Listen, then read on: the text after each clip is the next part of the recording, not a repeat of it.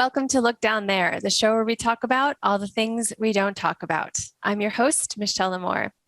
Today, my guest is one of the most badassiest women I have ever met in my life. She is a best-selling author, an international burlesque and belly dance star, a punk rock historian, and a critically acclaimed actor, musician, and painter. And if that's not enough, she's also a professional tarot card reader and a witch. Of course, perfect. From her bands, the Screaming Sirens and the Ringling Sisters in the 80s and 90s to her hit occult burlesque show, Bell Book and Candle, she has dedicated her life to collaborating with strong and fierce and other badass women. And I'm so happy to have her here on the show today. Please welcome Pleasant Gehman, otherwise known as Princess Farhana. Hi. Hey, how are you? So good. So happy to see your beautiful face. Likewise. Yeah. So tell me, Pleasant, have you always been a badass, or was there something that was there something in your life that made you realize you could really do whatever the fuck you wanted? Well, I mean, I think really I was a wild child. I was a very precocious, crazy, or like fun little girl. Now that I look back on it, it seemed normal to me, but it wasn't probably normal at the time. Also, I was a seductress by the age of 3. I'm not kidding. A seductress by the age of 3. Okay.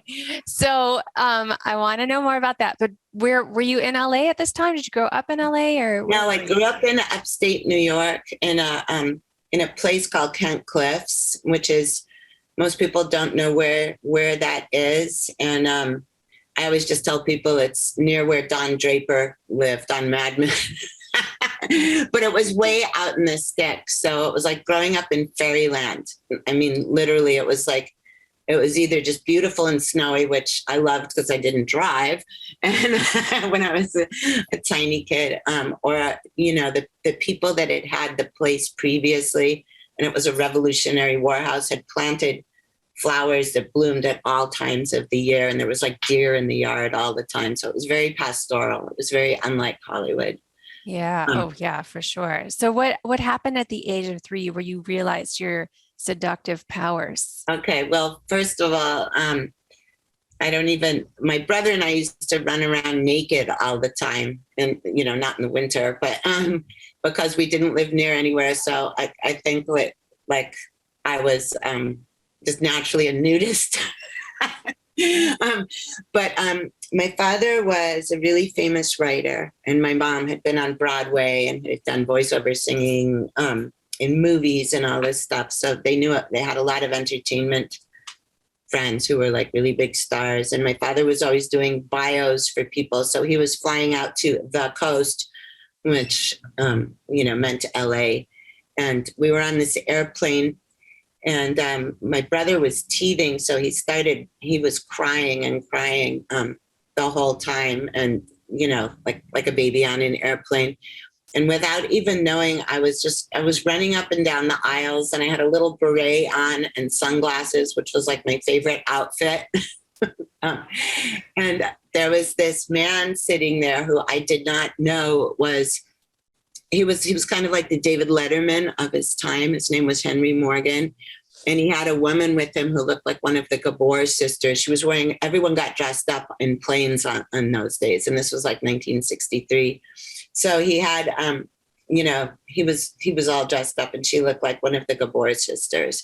And so I did not know that he was famous for always talking about how much he hated kids on television, on his live shows. And so I was running up and down the aisles, and my brother was crying, and I was oblivious to the fact that he was like a big star and getting really annoyed on the plane. And so I went up to his seat, and I just leaned my elbows on the arm, and I stared up into his eyes really soulfully. And then I just said, "You're handsome." The next thing you know, the lady with him was letting me try on her pearls and all this kind of stuff.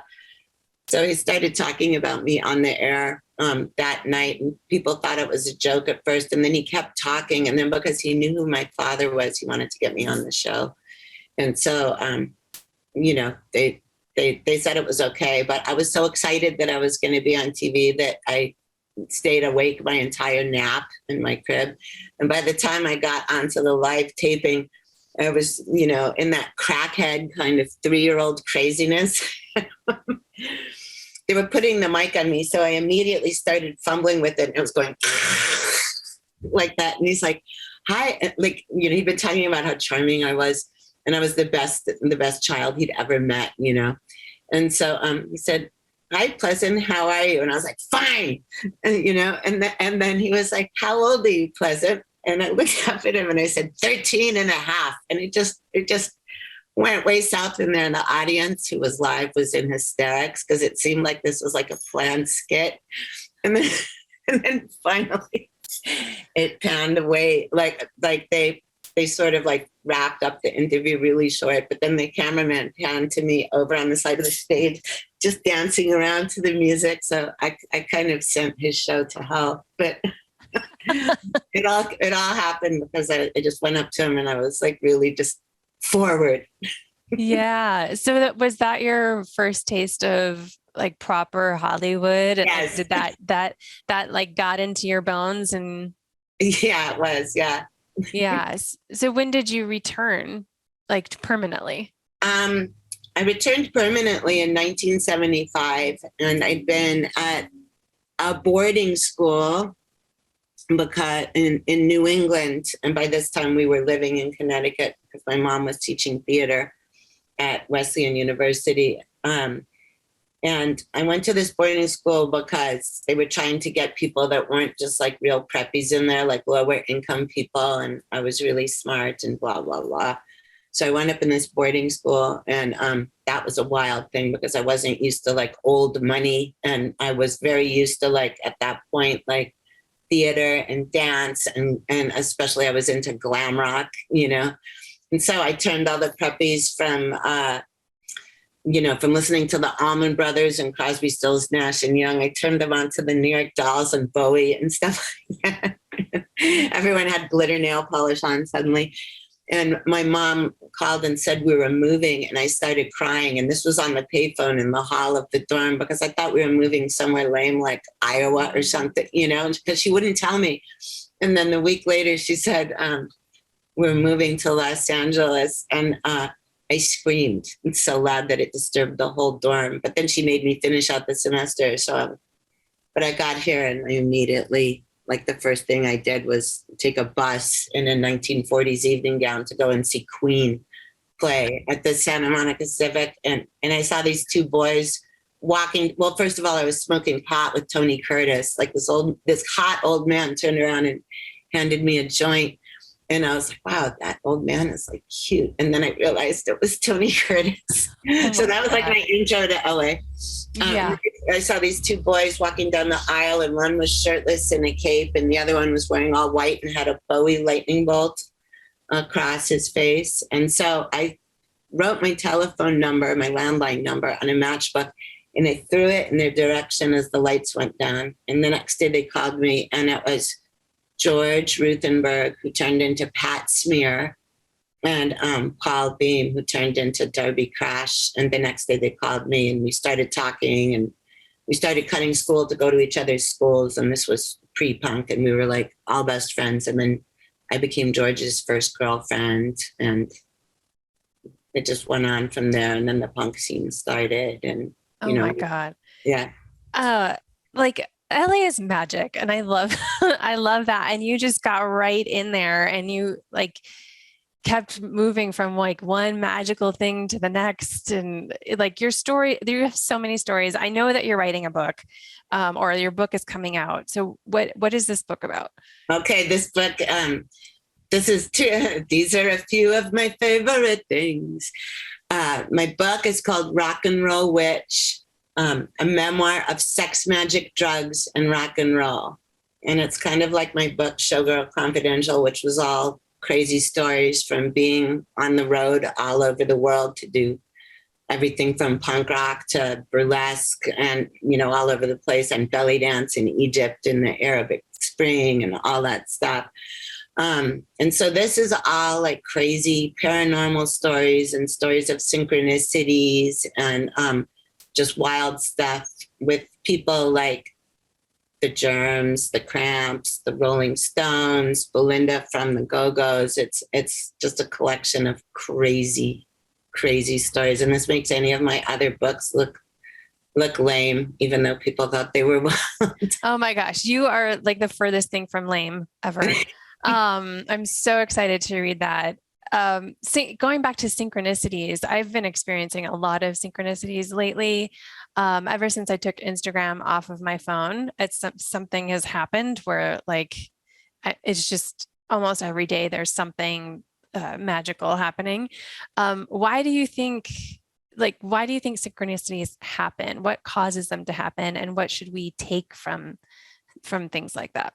Well, first of all, I think synchronicities happen all the time, but I don't think a lot of people notice it because any kind of, our intuition has been systemically tampered down for years, probably since like the Salem witch trials.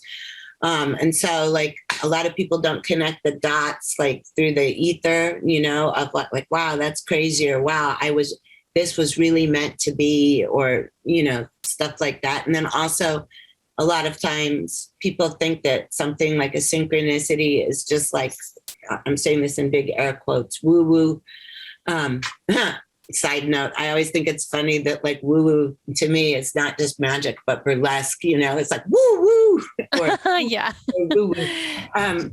But I also think that during the pandemic, so many people were like alone with themselves a lot, or just without a lot of like input from the real world, from being locked down, that people's minds started getting really more attuned to like stuff like coincidence, which I don't believe it. I call that synchronicity, or just their own thoughts or dreams or visions or anything like that. Also, I really think that the amount of people dying had a lot to do with a lot of people getting more spiritually connected. You know how, that phrase, the world beyond the veil, I think which, they'll say the veil is getting thin around Halloween or Samhain. And that's kind of, when people can really sense their ancestors or people they know that have passed. And I feel like that was going on the whole pandemic. I mean, that's my take on it. There was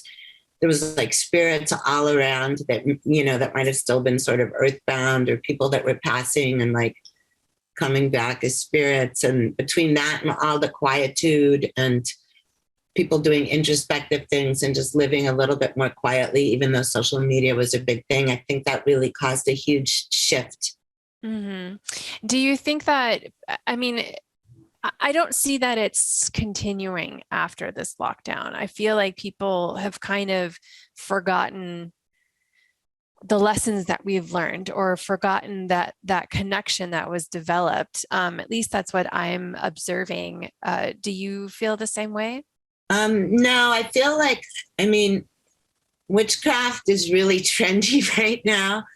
And so is anything kind of paranormal. Because of like reality shows and all that stuff. So I think there's like a wider acceptance of it. And I think that people that are a lot younger than me, and I just turned 63 last week, are, they're like, I'm using this in huge air quotes because I don't really like this. They're woke now. And I don't mean woke like PC. I mean, they're aware that there's a lot of stuff that can't be explained going on. So I think for some people it stopped because they got back into the rush of, everyday business, or trying to return to, normal, or the new normal, or whatever. But I also think a lot of people are very much more spiritually aware than they may have been pre-pandemic. Mm-hmm. So it's still going on, but now we're starting to get all the, the noise and hustle and bustle of everyday life. Yeah. The noise is getting louder for sure. What's one way, or whatever, a variety of ways to stay connected to our intuition and to nurture that? Okay, well, for your intuition, first of all, if something pops into your mind, or if you see something in your head, or if you hear a voice or something, there's a way to differentiate between intuition and anxiety. So an intuitive thought or flash, you just know. You know. It's not like, oh my God, what if they're breaking up with me, or what if they don't like me anymore? It's always like, they're gonna break up with me. Or, it's like you just know it, and you're sort of calm in it, and you realize it. So a lot of people ask me that question, like, how do I tell if it's, if I'm manufacturing this or if it's real? So it's like there's this internal knowing where you're very calm. You're just like sort of certain about it. But also, if you want to get in touch with your own intuition, it helps to do things like meditate. And that doesn't even have to be like a super, like, you don't have to do like meditation for hours and hours. If you just like take a few quiet moments, like I like to do this right before I'm falling asleep, sort of in that little liminal space when you're getting all cozy in your bed. I like to ask questions out loud, and either ask a person that's passed or ask a question about something, because your subconscious will start working things out for you. And the more that your subconscious is working, the more things it's going to sort of lift up to the surface. You might be getting dreams that are a little bit more vivid or insightful than they have been, because that's what dreams are there for, to either work out problems or to give us inspiration. So that's like a really good way of listening to your intuition, asking questions, and then seeing what the answers are when you wake up. I think it's also a matter of trust too. Like I think there are a lot of people that have these knowings, but then they don't trust the knowings. Yeah. So, yeah. And that's a good point, the intuition versus anxiety. And I didn't think to put those things together, but yeah, differentiating between all that negative self-talk that happens versus like just a knowing that you're in the right place at the right time and you're on the right path. But how can we move towards a more trust of ourselves? It's hard for me to really kind of say that. I've always had this, and actually there's stuff in my book about this. Like it's about all the sort of what you would call psychic experiences or paranormal experiences that would happen. Like the first one that I really remember was when I was, I think I was 4. Like I was sitting in the little playroom in our house, which faced the woods, and there was no streetlights anywhere then. We were on a rural route. And this voice in my head, a man's voice, told me that the barn was on fire, and it scared me so hard that I went running into the kitchen screaming and crying. And I told my mom, and she was like, "What are you talking about?" And I was like, "A man told me." And she was like, "What do you mean a man told me?" And he said the barn is on fire. And the barn was way down this hill, like towards the rural route highway we were on. And she looked out and the barn was on fire. And that, like, I still get goosebumps when I think of that, because I don't know how I knew that. But I spent a lot of my life, especially because there was no internet during my life, struggling with that kind of thing. Because if I thought, I knew what psychic was, but I thought if I was like a real psychic, they would just be able to turn it on and know anything or read someone's mind. Or I didn't know that it came in flashes. And, and sometimes it's a picture, and sometimes it's a voice, and sometimes it's just like an internal knowing, So if anyone's getting any of those things, like the voice is called clairaudience. Pictures are usually called clairvoyance or clear vision. But pictures are sometimes really hard to interpret. Like here's an example. I was on my way to work when we were still doing readings in live at an occult store called the Green Man. And it was a nice spring day, and I was pulling on my boots, and all of a sudden I got a picture of my Bell Book and Candle co-producer and co-worker at the Green Man. I saw her foot in these little rhinestone sandals that she always wore. And my immediate thought was, yeah, it's a nice day. Why am I wearing boots? I'm going to put on sandals. And I got in the car and I was driving to the store, and she called me in my car. She's like, oh my God, the store isn't open yet. I got out of my car. I stepped on a giant nail. On the sidewalk. It's like sticking out of my foot. And I was like, find the nearest urgent care, and I'll be there like in less than 5 minutes.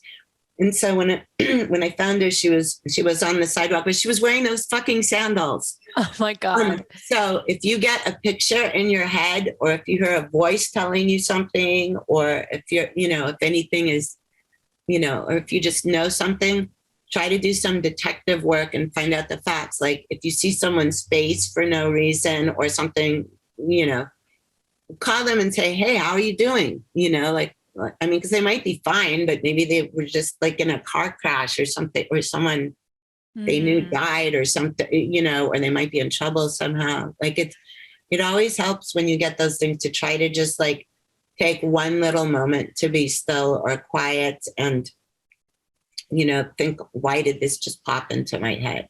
Yeah. Yeah. Did you always have the support of your family surrounding this gift, or? No, not at all. I did. I mean, no. My grandmother, I have two grandmothers that I think were both witchy in their own ways. On my father's side, on the Gehman side, was Grandma Nellie, and she was Pennsylvania Dutch, old school. And there was this kind of magic called powwow, which is, why there's those hex signs on the barns to protect them and all that. And my Ukrainian grandma, Pauline, she used to do these things to me that I thought was a fun game, but now I kind of see it as like maybe psychic development.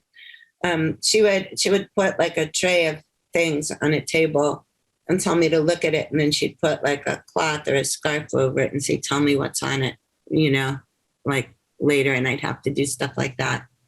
And then I heard that my great grandma Rose from the Ukraine used to read tea leaves, but she died years before I was even born, so, but, my mom started believing it because I told her stuff like later too. I told her one day she was going to be fired. I mean, all this stuff, but that was, like in those days, no one really believed that stuff. I babysat all over town when I was like 12, so I could buy tarot cards, which I didn't think was in my family. I just knew I wanted them for some reason. I had no clue how to use them. I don't know. I feel like I was just like hashtag born this way. Yeah, but I mean, you nurtured it too, and you followed that voice. And I think a lot of us don't do that. And so that's something that I really admire about you, because I think when you follow that voice, like you end up having these great experiences and living these many different lives. And you've led so many lives. I know. They're all of the things, the major things that I've done, like in my life, was like one, starting my first band, the Screaming Sirens. Then about 10 or 11 years after that, like turning into a belly dancer, which it directly led to burlesque. And then about 10 or no, maybe more like 15 years after that, I had a dream about Bell Book and Candle, and I saw everything. I saw a sign that said that. I saw that I wanted it to be a witch burlesque show. But it wasn't until Bell Book and Candle that I realized each and every one of these things came from a dream. I saw it clearly, and I was like, I need to do this. I need to do this. And people are going to be like, well, how can you start a band? Or, and this was, I mean, I was hanging around rock and roll people like that, but other people were like, you don't even know how to, you don't know how to do anything. You don't know, and it was the same with belly dancing. I didn't know why I was so obsessed with it. And my father used to write for National Geographic.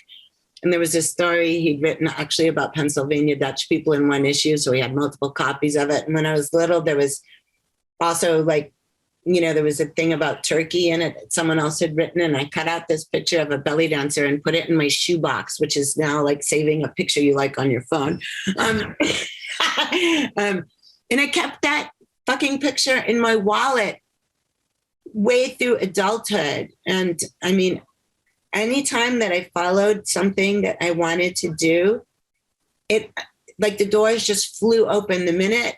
I mean, starting a band, that seemed easy, and it was a little bit crazy because there was no internet or anything. So I had to but I knew people in the rock and roll scene.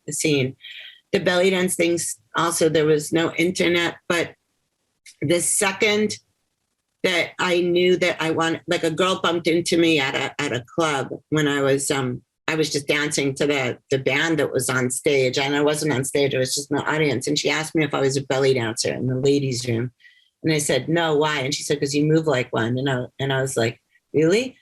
And then I said, wait, are you a belly dancer? And she said, yes. And then I started practically stalking her, because we liked the same bands. We'd be at an after party somewhere to be like, teach me something. So we'd be locked into a bedroom, holding a beer in our hands or something. And she'd be teaching me moves at 3 a.m. and people would be banging on the door going, I want some. And they thought we were doing blow, and the door wasn't locked, and they would it would break down. And then they'd be like, what are you doing? Oh, just some figure eights, no big deal. Yes, exactly. And then shortly after that, a friend of mine couldn't go to Greece, and she asked me if I wanted her ticket. She was going to give me her ticket if I would go with her girlfriend. They were a couple, because she didn't want her girlfriend roaming around Greece, in the summer, and maybe meeting another woman. So I said yes. And then I turned to the girlfriend and I was like, do you have any interest in going to Egypt? Because I was like, I have to go, And she said, oh yeah, I always wanted to go there. So I said, cool. And so I called up the airline on the landline and changed our tickets to include Cairo. And then I'd been letting this Swiss roadie stay at my house because my house had been recently broken into. And he overheard me talking, and he's like, oh, my brother lives in Cairo. He just transferred there from Swiss Air. And so we met his brother. His brother was gay. So immediately we all got along. And then he was also a workaholic. And so he gave us his driver because he never drove around Cairo. And I just said the Arabic words for belly dance, which is rat sharki. And he took us all over the place. I got a costume. I came back. Then I just started working as I was still learning. I mean, that was insane. And then Bell Book and Candles started, and this is years and years later. I had a dream about it. I saw it exactly in my head. And by this time, my co-producer, Shauna, with the foot problem, that was also a bunch of synchronicity meeting, but sorry, you guys, I've got allergies. No worries. Anyway, make it work. Anyway, so I woke up one morning with this voice in my head, again, the voice, and this time I knew to pay attention to it, but I was really busy that day. It kept saying, call Lena. Lena is going to know what to do. She's going to help you, because we'd been looking all over town, and because I'd been on the road for literally years, not in LA longer than a few days, doing dance shows and teaching all over the world. Shauna and I wanted a venue that had a quiet place for psychics, but also had a raised stage and good sound and lights, because we didn't want to dance among the tables. Not that there's anything wrong with that, but we wanted a full production. So we couldn't find anywhere. So this voice was telling me, call Lena. And Lena Locaro was a writer that was coming up, in journalism right after me. She was about, 5 or 10 years younger. I'm not even sure. But we'd known each other since the 80s. And so finally I was just like, man, now I've done my stuff. I need to call her. So I texted her and I was like, hey, is this still your number? Because like everybody else in LA, I pretty much hadn't talked to her in 5 years because I was like on the road so much. And she said, yes. And I was like, cool, can I call you to run something by you? We started, and then she called me immediately. We caught up. And then she said, what did you want to run by me? And I told her the idea for Bell Book and Candle. She's like, wow, that sounds amazing. And then she said, do you know where you want to do it? And I was like, well, I thought that's what you might be able to help me with. I'm looking all over for these specific things. And I can't find them, but I keep coming back to one place. And she said, what place is that? And I said, it's El Cid, but I heard it, it's kind of gone downhill in the years. And so the phone went really silent. And I was thinking, is that not a good idea? And she said, did anybody tell you I started booking it last night? And I was like, what? Ah, I screamed at the top of my lungs. So she gave me a date that was 2 weeks out. And then I said, okay, I can pull this together in 2 weeks. I know I can. And they said, but let's just, if we're doing it on the third Wednesday, I would like to have all summer because I think I could turn it into something. And she said, I don't know if that could happen, but I'll ask the owner. So she calls up the owner, and then she got back with me and she said, well, the owner didn't know who you were, but his dad was there, and his dad had been active promoting in the 80s. I didn't know this, there was a connection there. And then apparently his father said, oh yeah, just give Pleasant whatever she wants. She'll make it happen. And that's how that happened. jeez, amazing. Yeah. So you did burlesque and belly dance. So there's they don't get along. So I was doing burlesque and I started taking belly dance at this place, and I kind of had to go incognito because she hated burlesque. And there was actually this, as soon as you walked in the lobby, there was a picture of a burlesque dancer, with the panels, and she's in a big squat doing like a hip circle, and really classic, and it has a red circle around it with the line through it. Yeah. No. And I was like, oh my God. She hates this so much. So I would stand in the back of the belly dance class, and but she liked me and she liked how I moved, but that was like my big secret. And I know there's a lot of backlash in the belly dance community if you do burlesque, and heaven forbid you do burlesque belly dance. So how did you navigate that? Well, I was the first person to come out of the closet about it. It kind of changed the face of belly dancing. There's as soon as I hit send on this article that had so much research in it, going from like Little Egypt, from 1868, and up to the present time, I researched everything. I did that a lot. And as soon as I hit the send button, I was like, okay, I've probably committed career suicide, but someone had to do this, because if I've been doing it for a while, there's other people out there and they're just in the closet. And there was a shitstorm. There used to be this belly dance site called Buzz it was like, it predated Facebook, but it was like Facebook for belly dancers from all over the world. And so people were everyone was literally abuzz about that the next day. And and someone called me up and said, look, there's literally 39 pages about you on Buzz, and these pages were big. And like it was saying that I've not only set belly dance back, but set women in general back, 100 years. And that I was a dirty pole dancer, which now nobody would say. And that I was a whore and all this kind of stuff. And I was just like, oh shit. And I was looking at it. And then I started seeing the time and date stamps and like where the person was in the world. And I realized most of these people were probably typing from their office cubicle and weren't making their living as a performer like I was. And right at that time, I started getting calls, and it was calls from like the top, like for years, ridiculously famous belly dancers that like, and a lot of them I knew or had taken classes with, and this is from all over the place. But some of them had been dancing since like the 60s and were like the grand dames of belly dance. And they were all going, you'll be fine. You'll be fine. You're great. You're a great dancer. This is just controversy. And, but they were all calling me, while all the people that were writing from office cubicles and, were like just, defaming me on it. And then I got an email from this giant festival, the biggest belly dance festival in the world that takes place in Egypt. And they asked if I wanted to teach. And this was all just synchronicity. And I was just like, okay, yeah, go ahead. Call me a dirty whore. Are you going to teach in Egypt? I don't think so. I was just like, are you going to go and teach in the country where belly dance was born? Nope. but the dirty whore's going. So yeah.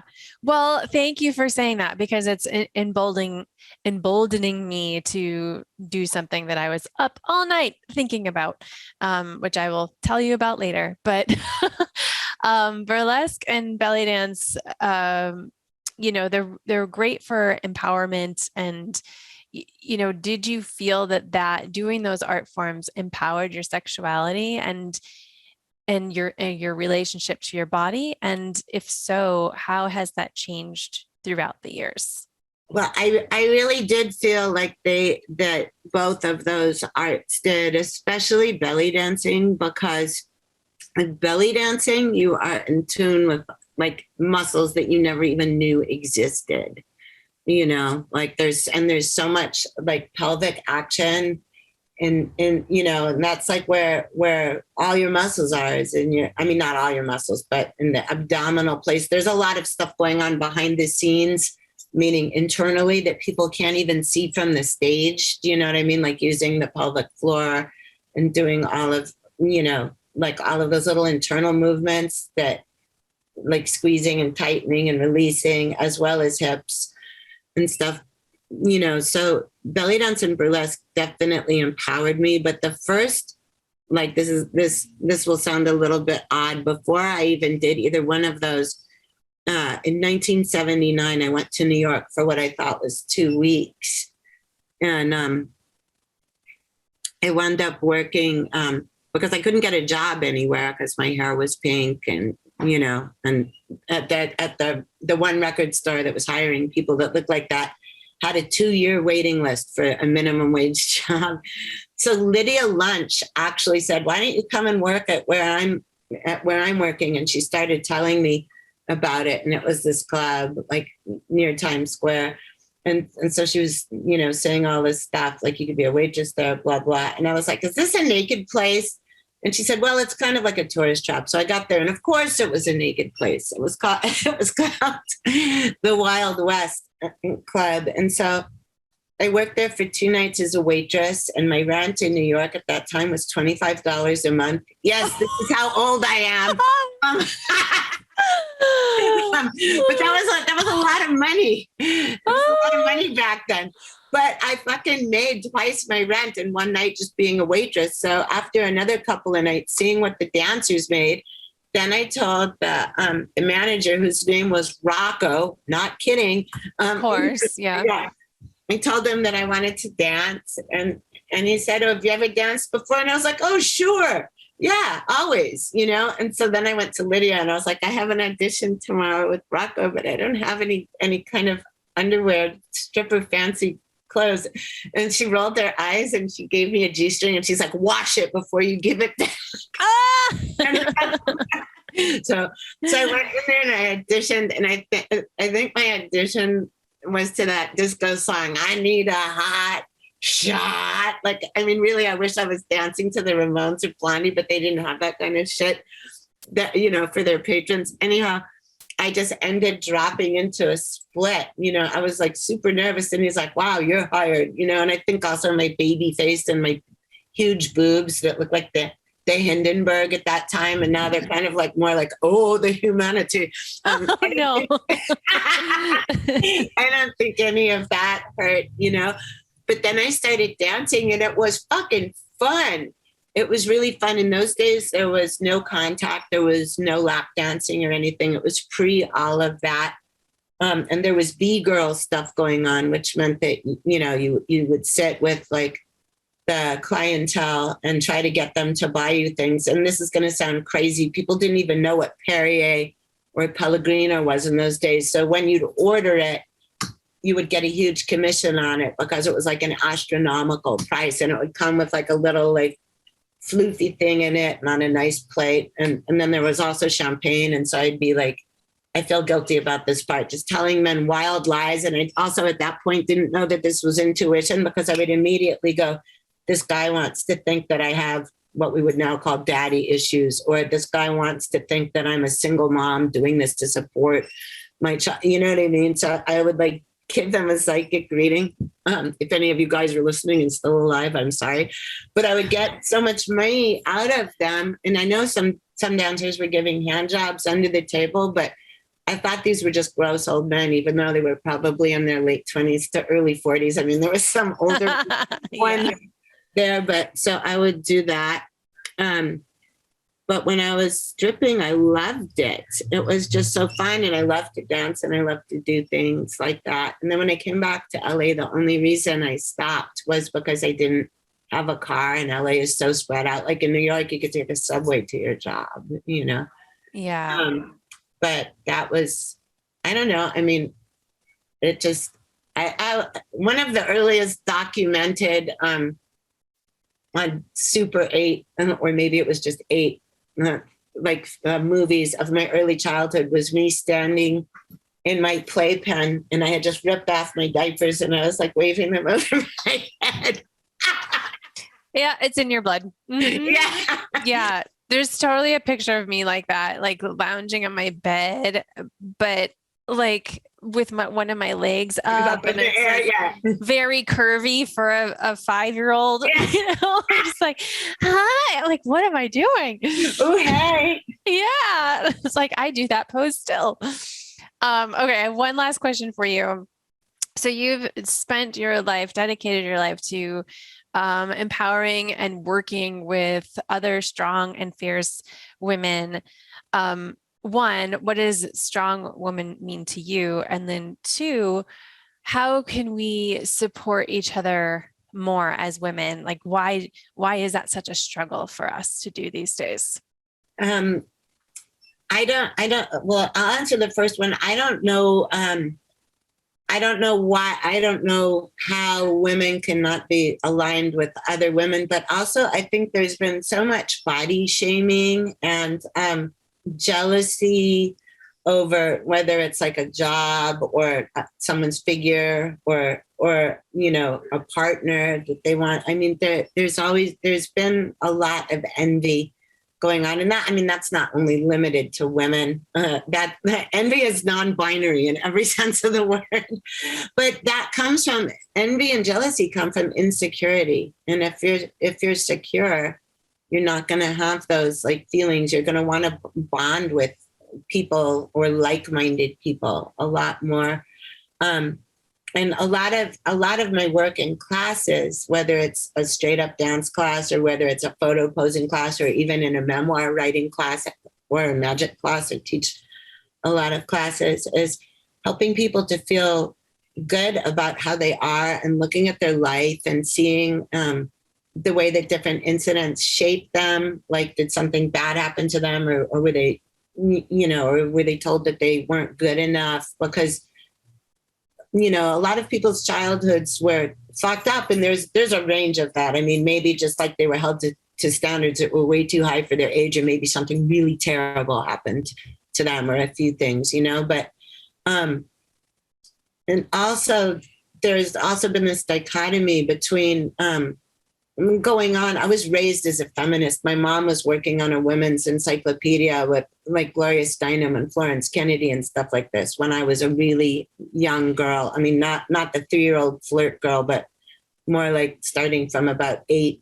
Maybe I was around 8. Those women were always at my house, and I just always got it instilled into, you know, like strong woman, like that thing, like you can do whatever you want. And they were telling me at one point, you know, like you don't like math and you can't do math because you're a girl, you know, and that's been conditioned into you. And I was like, no, I don't like math because it's boring, you know. I mean, so I was anyhow. To have a sense of self, sometimes it's something you need to work on, but you need to understand that you are okay. You're not just okay.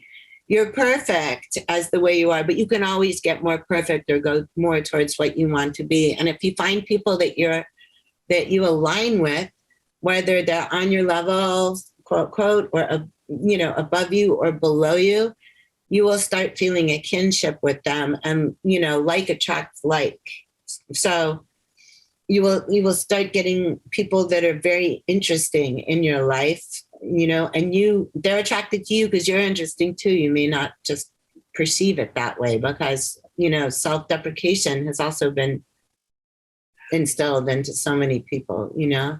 And then like I think I had a very different form of bravery than most people have. And I honestly think that I was born with it, but I followed it. I followed my instincts. And it doesn't mean I followed them blindly. Like I thought I thought it over for a long time, like before I wrote that belly dancing article, because I knew that this could go either way. But also I knew that I had to do it because somebody had to do it, so. Yeah. And I think that we all are born with it, but it's a matter of nurturing it or not. And it's so easy for that side of us to be shut down because of the world that we're living in and the things that we observe and the things that we try to dim. Like we try to dim our lights just to Yes. fit into this world. And you kept it shining, baby. Thank You're you. bright. Other people will try to dim your shine. I mean, that's true, but you just have to realize if they're doing that, it's their problem. It's not about you. It's because they feel inferior. And that feeling of inferiority is kind of like a rampant disease in society. So if you think you're doing something that's cool or you want to do something that's cool and the closest people around you are telling you it's great and you should do it, don't have any doubts. And even if they're not telling you, that they think it's great. I mean, see, my cat just said that. Did you? He's like, yeah. You just have, it's really hard. I'll say this. I used to do what I call faux self-esteem. Like I would be going, how am I going to start a band? How am I going to start a band? And then I used to sit myself down and tell myself out loud, like, okay, you have this idea, you need to do it. And then the voice in my head was going, but what if you can't pull it off? And then the other voice was saying, well, if you can't pull it off, at least you tried. Failing is not a problem. Everyone, has things that didn't work out or they had an idea that didn't launch or whatever.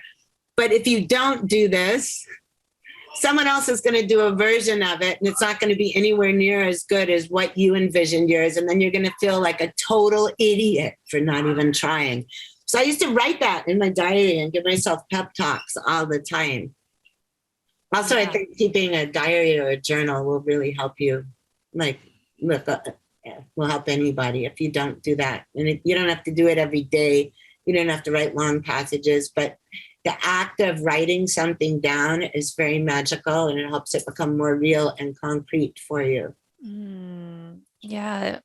Pleasant, thank you so much for all of this. I honestly have so many questions that I didn't even get to because I just went with the current, with the flow and let it happen. So it's been amazing to chat with you.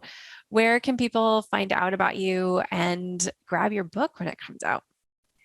Okay, they can find me on Instagram as Princess of Hollywood. I've got so much social media going on, it's crazy. I'm on Twitter as Pleasant Gehman 1 and Princess Farhana, and also the Divination Nation. So there, I try to keep those accounts separate, unlike my life, which is a blur of all that stuff. I'm on Facebook as Pleasant Gehman and Princess Farhana. My book, Rock and Roll Witch, will be out in May. You can find it on Amazon or you can find it at pleasantgehman.com, where you can also book tarot readings and find out about dance stuff and, get a signed copy. And then I'm trying to think, I think that's pretty much it for right now. And I hope it stays that way. No, you live many lives. Sorry, Bell Book and Candle. Bell spelled with an E is also on Instagram. Perfect. Yeah, and I want to say it's Gehman, spelled Gehman. Yes, that is. Thank you. I always forget about that. Yeah. All right. Well, thank you so much, Pleasant. And everybody listening here, make sure you go and follow all of our happenings and make sure to grab her book. I will definitely be picking that up for sure. You can follow us here at I Look Down There or me at Michelle Lamore. And spread your legs and spread the love. Like and share and subscribe, follow, tell your friends. This is good stuff. Good stuff is happening here. And remember that confidence comes from the bottom up. So grab a mirror and look down there. Until next time.